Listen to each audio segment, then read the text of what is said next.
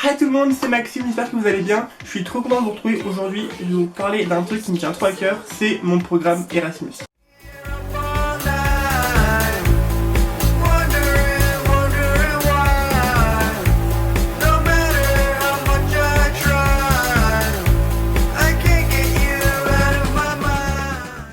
Du coup, pour ceux qui ne me connaissent pas, je m'appelle Maxime, j'ai 21 ans et je suis tout fraîchement diplômé d'un BTS Tourisme, voilà. Alors avant de vous parler en détail de mon programme Erasmus, de où je vais, qu'est-ce que je vais faire, je préfère commencer par d'où est-ce que je viens, et comme ça vous comprendrez mieux où est-ce que je vais après. Donc j'ai commencé avec une seconde générale, approximativement comme beaucoup d'élèves. Ensuite je suis passé en première SMG et terminale SMG, donc j'ai fait la continuité. J'ai mon bac SMG avec mention. Je suis parti après en faculté de droit sur Chambéry, mais ça m'a pas du tout plu, du coup j'ai arrêté la fac, je suis resté approximativement un mois, mais ça c'est une autre histoire pour un autre jour. J'ai fait une année sabbatique où j'ai pu travailler, faire un peu mes premières expériences dans le monde du travail. Ensuite j'ai intégré le BTS Tourisme du coup, qui était vraiment une formation super cool. Du coup c'était sur 2 ans en alternance, et durant cette formation on nous a fait découvrir que l'école proposait ce qu'ils appellent la mobilité étrangère ou la mobilité européenne, je sais plus le nom exact. Et autrement dit, c'est le programme Erasmus. Moi, quand on me parlait du programme Erasmus, pour moi le programme Erasmus c'était quelque chose qu'on faisait uniquement à la fac. Donc pas mon cas. Donc moi vu que j'étais en bac plus 2, pour moi c'était pas la fac, donc je pouvais pas partir. Quand je pensais à Erasmus, pour moi c'était cher. C'était juste pas envisageable pour moi de partir à l'étranger en payant des frais scolaires énormes. Et finalement, il y a une ancienne élève de la formation qui est venue, qui nous a présenté un peu la formation. Elle a fait une vidéo, enfin vraiment elle avait bien expliqué le truc et de A à Z c'est grave bien détaillé. Et je me suis dit, en vrai de vrai, c'est pas mal. Moi mon projet scolaire, enfin mon projet plutôt de vie professionnelle, c'est j'aimerais bosser à l'international et ouais, dans le tourisme en fait. Donc du coup c'est pour ça que je m'étais dirigé vers un BTS Tourisme. Et pouvoir partir, enfin avoir l'opportunité de partir, c'est entre 3 mois et 12 mois après mon BTS, c'était juste la continuité de mon projet en fait. Pour moi c'était un peu une évidence de partir en Erasmus. Il faut donc savoir que Erasmus, ils font pas que un seul programme, ils font plein de programmes différents. Moi, la branche Erasmus que j'ai choisie, c'est une branche qui permet uniquement d'aller en Europe et qui permet uniquement de faire un stage professionnalisant. C'est-à-dire que j'aurai pas de cours et à la fin je serai pas diplômé. Ça va me permettre du coup de découvrir en plus le monde du travail, vu que je sors de 2 ans d'entreprise en alternance. Ça va me permettre d'améliorer mes compétences dans le monde du travail, mais à l'étranger, ce qui est plutôt pas mal pour le coup. Donc nous, la branche de mon école qu'elle propose, c'est le stage professionnalisant. L'objectif de cet Erasmus avant le départ, c'est d'être voir si on est apte ou pas à trouver et à décrocher un emploi dans un pays étranger de manière autonome. Pour moi, le programme Erasmus, c'est pas uniquement à partir du départ jusqu'à qu'on rentre. Pour moi, Erasmus, c'est vraiment à partir du moment où tu commences à taffer sur le projet jusqu'à la fin en fait. J'ai commencé au début de l'été, donc là on est actuellement en août 2022, j'ai commencé en juin 2021 mes recherches. Donc la première étape pour moi, c'était de faire mon CV et lettre de motivation. Donc en français c'était déjà fait. Et du coup j'ai dû les transcrire en anglais, les codes du coup du pays dans lequel je voulais postuler. En parlant de pays dans lequel j'ai voulu postuler, j'en avais 2 à l'esprit.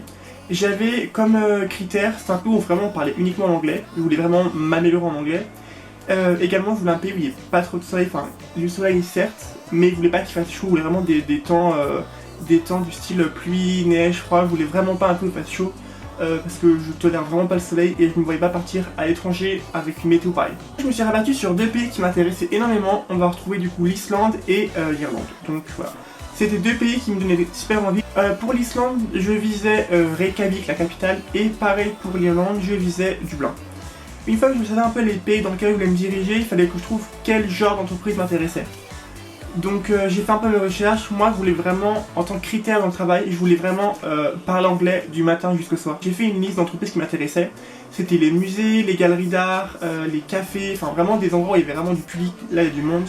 Donc les cafés c'est pas vraiment tourisme, mais c'est des choses qui m'attirent moi. Donc les librairies, les cafés. Voilà. Et finalement, après réflexion, j'ai eu peur en postulant du coup à Reykjavik en Islande de me retrouver tout seul. Moi je pars dans quelques semaines. Et j'ai peur de me retrouver seul un peu, étant donné que c'est des pays où je connais pas trop le type de population, je connais pas trop le type d'activité. Donc j'ai un peu peur de me retrouver seul pendant 7 mois dans un pays où la sociabilisation serait compliquée pour moi. Sachant que de base je suis quelqu'un d'extrêmement introverti, mais j'ai 21 ans et je veux quand même profiter un peu de ma vie de jeune adulte. Donc je me suis dit, Maxime, est-ce que ça serait intelligent de se rendre dans un pays où je risque de pas trop parler quoi. C'est donc de cette manière-là que je me suis du coup rabattu, c'est pas vraiment négatif comme terme parce que c'était une destination que je jouais aussi, sur Dublin en Irlande. J'ai fait la liste des entreprises qui m'intéressaient à Dublin. Il y avait une qui m'intéressait énormément, c'est le premier musée de la ville de Dublin. Je me suis dit, et si je postulais? Vers mi-octobre, j'avais enfin le pays où je voulais travailler, mon CV la de motivation qui était parfait. Je me suis donc dit, Maxime, il est temps de postuler. Le musée de Little Museum of Dublin m'intéressait énormément. Mais à cette époque-là, donc au octobre 2021, il ne recherchait actuellement personne. Mais je me suis dit, vu que c'est un Erasmus, je suis un stagiaire, je me dis je peux quand même postuler. Et je me suis dit, Maxime, écoute, le culot ça a toujours marché pour tout le monde, pourquoi ça ne marchera pas pour moi? J'ai envoyé mon CV, la démotivation, et je crois même pas 4 jours après, j'ai reçu une réponse du coup de leur part, en me disant comme réponse que mon profil les intéressait, qu'ils cherchaient et qu'ils recherchaient quelqu'un qui est d'origine française, donc moi, ça pourrait être cool. Et ils m'ont donc proposé un entretien d'embauche sur Zoom, parce que ça va être compliqué de se rendre là-bas, voilà, le début de semaine d'après. Mais il faut savoir que l'entretien était uniquement en anglais, ce qui était un peu effrayant pour le premier abord.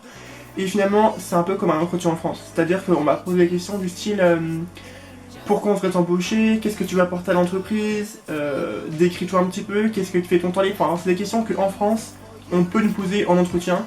Donc j'avais la réponse en français, donc j'ai juste traduit en anglais, mais c'était pas vraiment compliqué. La seule chose qui m'a posé problème sur l'entretien, c'était réellement l'accent du coup dublinois, qui était assez compliqué à comprendre. Les mots étaient mâchés. J'ai un bon niveau en anglais, je comprends l'oral, l'écrit, on me comprend à l'oral et à l'écrit. À Dublin, ils ont quand même un accent, donc c'était dur de comprendre ce qu'ils me racontaient. Donc j'ai dû dire beaucoup de fois, tu peux répéter, je comprends pas. Mais il a bien compris que si je demande de répéter, c'est parce que mon niveau d'anglais était vraiment faible. Ma compréhension en ce qui concernait l'anglais avec l'accent dublinois était un peu ravagée. Mais il a été hyper compréhensif. Du coup on a parlé et tout, ça s'est super bien passé. L'entretien s'est terminé et à la fin de l'entretien, je dirais à peu près... L'entretien s'est passé vers midi, 13h, un truc juste comme ça. Vers 18h, j'ai reçu un mail avec du coup une offre d'emploi en me proposant un contrat du coup de 7 mois pour l'entreprise, donc avec les dates que j'avais données moi, donc les dates qui correspondaient à mon départ Erasmus. Et il m'a dit, écoute Maxime, te sens pas obligé de répondre tout de suite, mais ton profil nous intéresse. J'étais là. Ça fait plaisir de savoir que ça fait quasiment depuis le mois de juin de cette année de l'année là que je travaillais à faire CV, la démotivation, m'entraîner pour l'entretien. Et d'avoir une réponse positive, ça fait plaisir et c'est très gratifiant. Donc une fois que l'entreprise pour l'Erasmus a été choisie, c'est un très grand soulagement, mais il faut ensuite chercher l'hébergement. Un enfer. Il faut savoir qu'actuellement, sur la ville de Dublin, il y a une crise de l'hébergement. Ce qui fait que les loyers sont hors de prix, mais moi quand on me dit hors de prix, c'est-à-dire que c'est cher, mais que si tu as un bon revenu, tu peux te le permettre.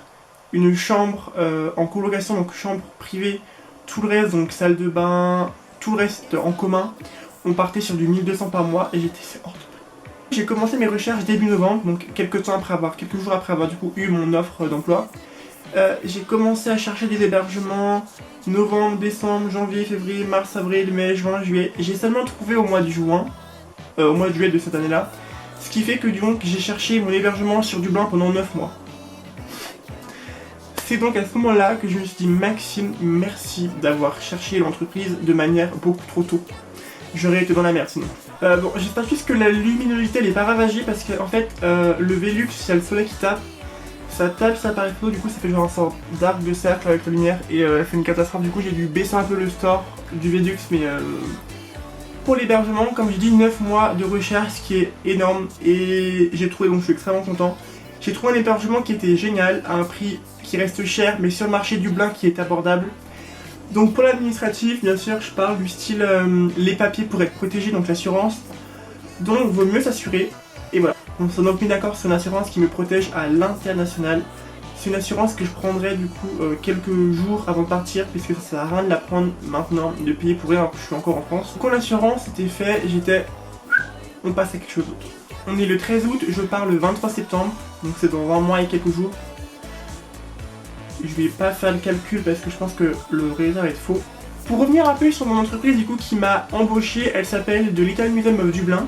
C'est le premier musée de la ville de Dublin et en gros son objectif c'est d'expliquer aux touristes mais également aux Irlandais de retracer l'histoire de la ville de Dublin, de la création jusqu'à aujourd'hui. La localisation de mon musée, je sais pas si vous connaissez un peu mais Dublin c'est divisé en districts. Donc on va retrouver Dublin 1, Dublin 2, Dublin 3. Le musée se trouve dans Dublin 2 vers la zone de Stephen's Green. C'est la zone la plus connue de Dublin, donc c'est vraiment ce qu'on appelle le cœur de Dublin. Donc niveau localisation et niveau la situation géographique, elle est pas mal. Donc c'est cool. Je peux sortir du taf et boire en verre. Ça c'est bien. Et pour la durée de mon Erasmus, je pars pour une durée de 6 mois et demi. Enfin, en gros, c'est étalé sur 7 mois, mais je pars que 6 mois. Je bosse que 6 mois. Je pars le 23 septembre à Dublin. Mon contrat commence le 4 octobre 2022 et il se termine le 3 avril. Je voulais vous reparler aussi du côté financier d'Erasmus parce que, comme je vous ai dit au début de la vidéo, moi, mon préjugé Erasmus, c'est ça coûte cher. Alors certes, le programme Erasmus, le programme que moi je fais, donc le stage professionnalisant, coûte de l'argent, mais en aucun cas ces sommes sont excessives. En sortant d'un BTS, enfin en sortant d'un diplôme en alternance, avec l'argent que vous mettez de côté, c'est largement suffisant pour pouvoir financer votre programme Erasmus. Et donc pour finir cette vidéo, il y avait mes attentes par rapport à mon programme. Donc comme je vous ai dit, je pars dans un mois et quelques jours. J'ai des attentes, comme toute personne dans la vie a des attentes. J'espère vraiment améliorer mon niveau d'anglais. J'ai un bon niveau d'anglais, mais j'ai ce qu'on appelle l'accent français. Donc il y a des mots qui sont compliqués à prononcer, des sons qui sont compliqués pour moi à faire, genre c'est trop dur. J'espère vraiment qu'au bout de ces 7 mois, 6 mois et demi d'entreprise, je vais ressortir avec les capacités et avec un niveau d'anglais plus élevé que ce que j'ai actuellement. Donc pour conclure, j'espère que ça vous a plu. Dans cette vidéo, j'ai pas vraiment donné des détails sur comment les démarches et compagnie pour le programme Erasmus. Je voulais juste vous raconter un peu mon expérience à moi avant mon départ. Mais si jamais vous avez des questions en ce qui concerne le programme Erasmus, n'hésitez pas à me demander, avec plaisir. Je ferai une vidéo sur les démarches, les démarches à faire, à qui s'orienter. Si ça peut vous intéresser, moi ça sera avec plaisir que je vous ferai parce que partager mon Erasmus, enfin mon pré-Erasmus, ça sera avec plaisir. Et voilà, donc si vous avez des questions, n'hésitez pas à les mettre en commentaire, mettez un pouce bleu et vous abonnez, comme ça vous ne raterez pas les prochaines vidéos. Sur ce, moi je vous dis à la prochaine vidéo et salut!